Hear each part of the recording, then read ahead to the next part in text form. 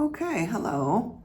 I'm Bev Spangler, and I'm here to share with you my lung cancer journey. It's just beginning. It's early February 2024, and I'm feeling self-conscious. I'm aware that parts of me want to make these videos to be of service and to be honest, get support, all kinds of reasons. And parts of me are so tired and not just tired, but I suppose introverted as well. I'm also aware of the vain parts of me that want to, like, I don't know, like hide my neck or wear a hat because I'm having a bad hair day and all that kind of stuff. But if I'm going to start off being transparent and just not try to doctor anything up, then this is me being the way setting the tone, I suppose, for how I will do these videos. Okay, so I'm gonna read off my little script here because there's a lot to share and I kind of want to be expeditious about it.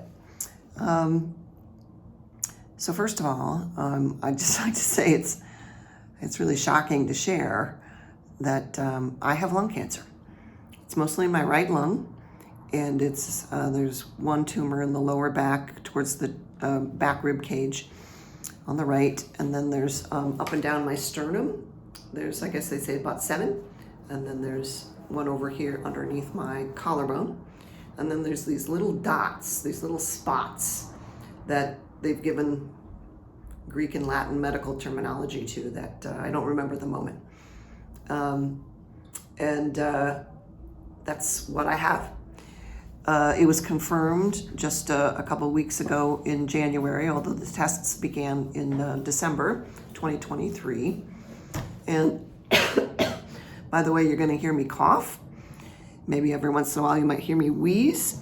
That's a couple of the symptoms that I have. They say that because there's some tumors right here in the lymph nodes and stuff, that they, I suppose, create some kind of irritation and inflammation, and it gives my body, I suppose, the impression that I've got a cold or I've got a bronchial infection, and it affects my voice a little bit, and it gives me this dry cough at the base of my throat, which there's no expectorant with it. It's just a dry cough because of I think inflammation. So you'll hear that. Okay, first things first, after all the tests were done, I was told that I was not a good candidate for several of the things from the classical methods. For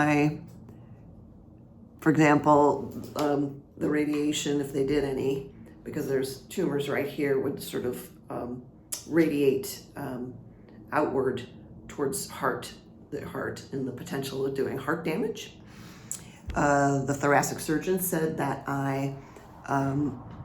for some reason, the tumor is not a candidate for that either, and that the other super popular branch is only about 30% successful. Now, before anybody just sort of feels like, oh no, we've got to write Bev off. No. The truth of the matter is that I've got a really good prognosis, and I'm a really excellent candidate for different methods that are out there.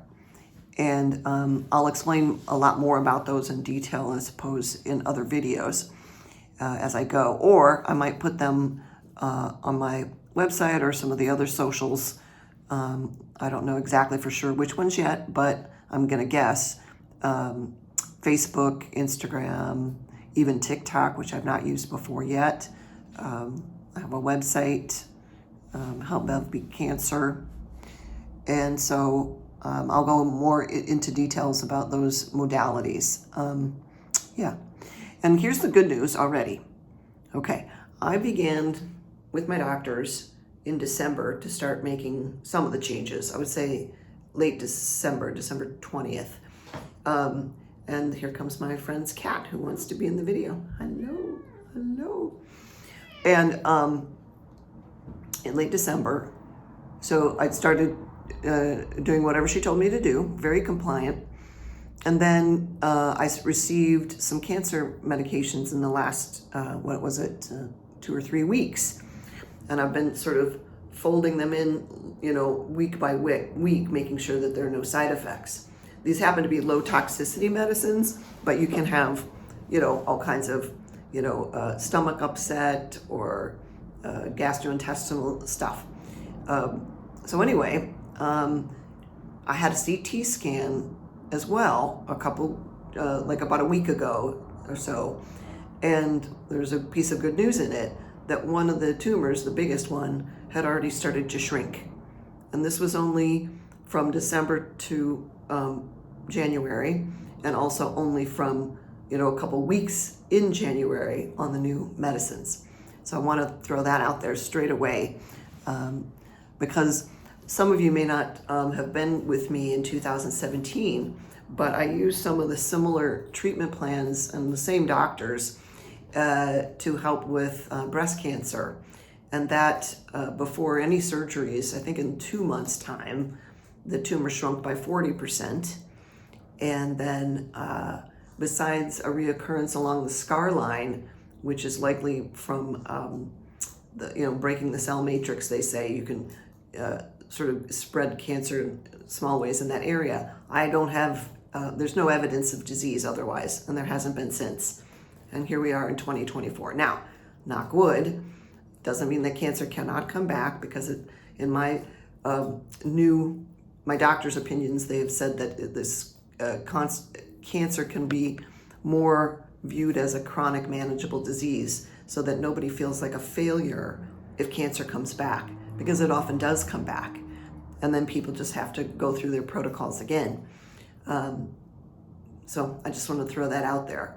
Because sometimes people think that cancer is sort of all or nothing, and that it's an automatic, instantaneous, rapid, slide down to, not being alive anymore. And it's probably a lot more complex than that. Yeah. Anyway, let me keep going. I keep wanting to tell you other stories, but I'm trying to keep it all a little more cohesive here in my very first video. Okay. One thing that's true is that the methodologies that I'm using take a long time. It's sort of a slow and steady marathon of treatments. And it's all pretty cutting edge, pioneering stuff.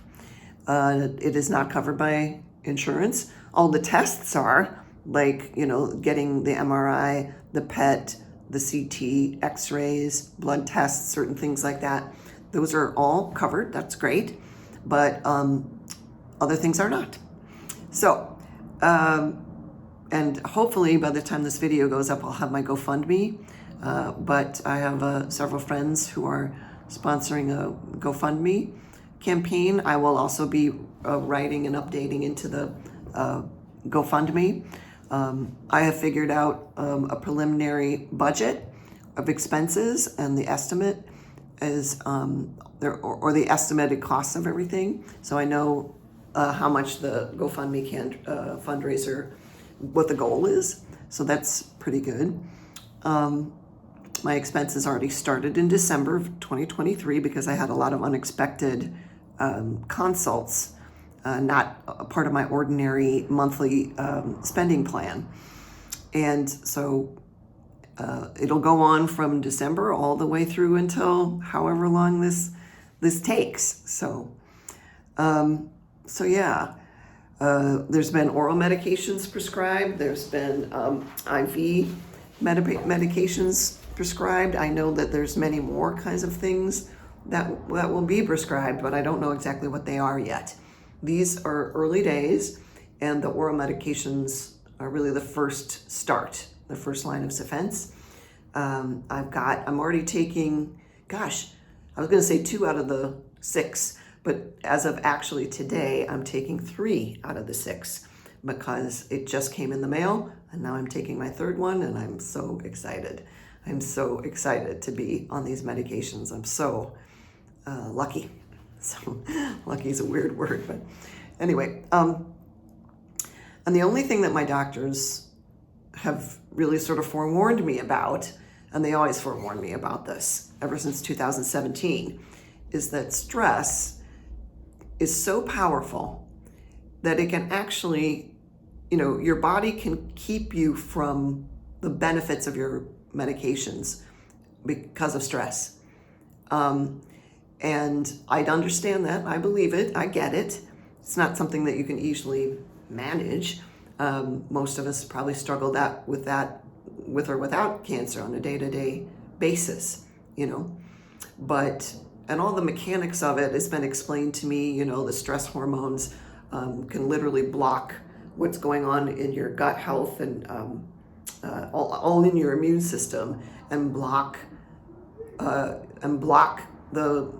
functioning of the medicine. It might not completely block it, but it can deter.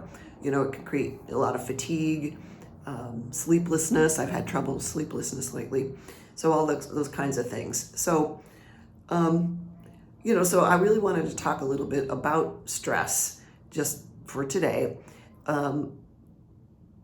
in the spirit of being honest as well, really honest and transparent. Stress, emotions, social support, even spirituality, because it all, for me, plays a factor in how I'm gonna,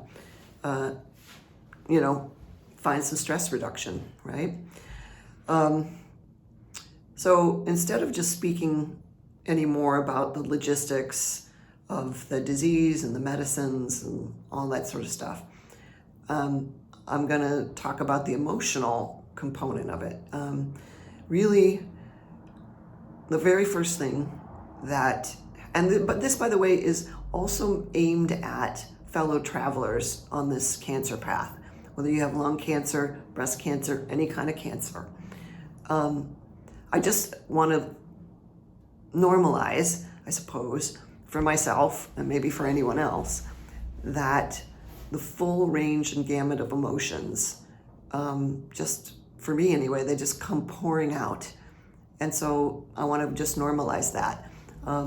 The very first time I heard that I had the diagnosis, I just burst into, I don't even know what you'd call it. Like, it was like grieving, just despair and rage and discouragement and confusion, bewilderment, almost a feeling of betrayal, and how can this be happening? I thought I had changed my entire lifestyle to being so healthy, at least with, food and nutrition and sleep and all of that sort of stuff, meditation, therapy, that's the thing with cancer. So many of us go, I don't understand what I did wrong. And I guess that's the thing. We don't necessarily do anything wrong. You can listen to people on podcasts sharing their journeys. And this person was a marathon runner. This person was a swimmer. This person was a professional tennis player. And they're all lean and fit and cardio and the whole nine. And, for all we know, cancer is all over in the environment, and it's just going to keep happening. They say it's now up to about 50% of us will be dealing with this at some point in our lifetime.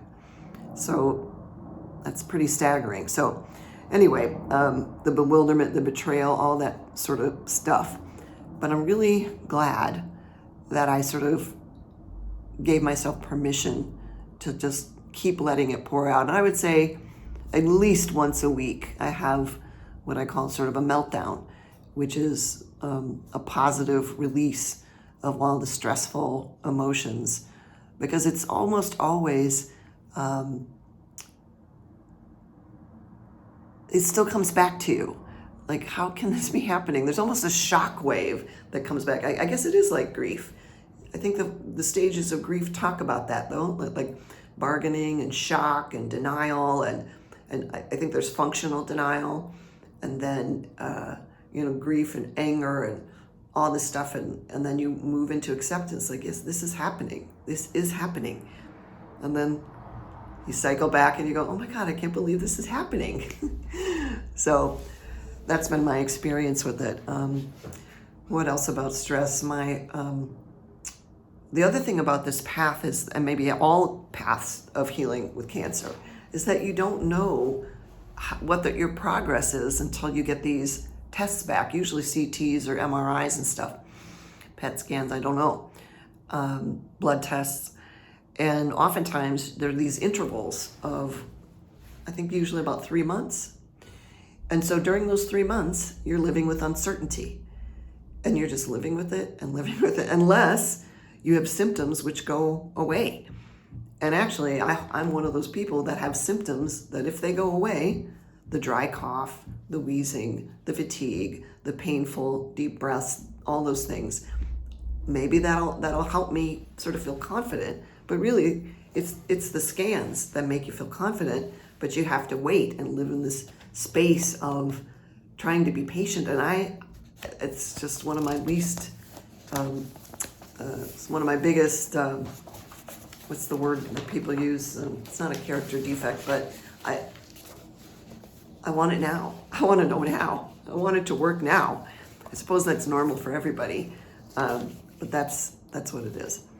And then you can imagine that my symptoms themselves are fear-provoking, stress-provoking, to not be able to breathe properly, and to have this dry cough, and to wheeze, and to, there's also this thing that there appears to be some kind of hole. I hope it's temporary. And overnight when I breathe, I can hear myself rattle. I can hear a whistling, door creaking sound right from the middle of my chest. So when you're trying to sleep and you're like, oh my God, what's that noise? Stress, right? Another thing that's been super stressful, it's always stressful for me anyway, is doing all the research. I'm very much proactive. I'm very action-oriented, and I don't mind it, but I'm not a science person, but I'll do it anyway. This is kind of a DIY path, in the sense that I want to feel empowered. I want to do everything that I can do for myself, and be a highly cooperative, compliant, proactive patient, because it diminishes stress for me. Action diminishes stress and anxiety, and I want to live. I'm impassioned about living and staying alive, and in some ways that's really exciting, but doing it all yourself it's just a lot. It's almost like I wish I could hire like a medical librarian. How librarians are so fantastic, right? They're like detectives in a library, and sometimes I wish I had somebody like that doing it all for me. But having said that, I've done so much research that I feel pretty good about what I've discovered so far. And there's a huge community of people who are just like me, who do the same thing. So there's a lot of sharing that goes along. So that's really nice. So the next thing that's stressful, you find all these wonderful methodologies, you find you're a good candidate for them, and then you find out how much they cost, and that they're not covered by insurance yet. Probably someday they will be, but not at this very moment. And then you're going, okay, this is great. So how am I going to afford this, right? And then sometimes there's just a bafflement, like, the sticker shock of some of these things, it can be really something. Having said that though, like a lot of my expenses are in the hundreds of dollars, maybe in the thousands. And then for the real, like, what do you call it? The most efficient, sort of fastest methodologies, like those get into the much more expensive, right? And then you find out that the classical methods are in the millions of dollars. Of course, we don't see that though, because insurance does cover that. But anyway, you just can't help it. When you're paying for it for yourself, there's a big sticker shock. So obviously that's super stressful. And then the fact is, like, if you've got a spending plan like me, and you've you live within your means, and you can live within your means. It's wonderful. And then you've got like, what, an extra several $1,000s a month worth of expenses in order to keep going. That means you have to ask for help. I mean, does anybody like asking for help, especially with financial stuff? It is so awkward. It is so, I mean, I'll just tell you that it took me, weeks and weeks. I think I was told to make these videos like 3 or 4 weeks ago, and I've made drafts of videos, but this is the first time I've had the courage to actually sit down and do it, because I don't want to do it. I want to procrastinate, you know?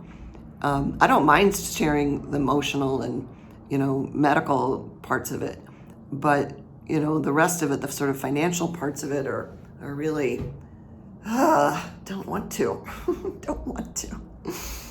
Oh, shoot. Oh my God, the other thing that's super stressful, I'm starting to get hot. You guys are going to start to see my bad hair day, because I just have to let it go, is the doing all the technical stuff, setting up or well, I should say refreshing a website, like doing WordPress. I don't know it. I'm not good at it. Doing a GoFundMe. There's a little more strategy involved, that the tips they tell you to take than meets the eye. Creating a financial goal and creating your statement, and asking this friend and that friend to help you, and just getting like over technical glitches and stuff like that. Not to mention, going onto the socials. It's not that it's technologically difficult, but it's I'm introverted, well, that's not true. I'm introverted and extroverted, but it requires me to really sort of rally and self-motivate to go on to Insta or Facebook or, here, YouTube, anywhere, and have the courage to keep going and to making updates and just rally and rally and rally. And I just have to remember that this is about being of service. Just like all the friends of Bill W. know, like, it's about being of service. And that's a big, big, big part of it. Helping other people, because so many videos, websites, videos, all kinds of things have helped me for so many years. I can't even tell you. So without them, my goodness, I just can't even explain how wonderful it's been. So that's me trying to rally myself, even though doing all the technical and socials and stuff is not always within my comfort zone. What else?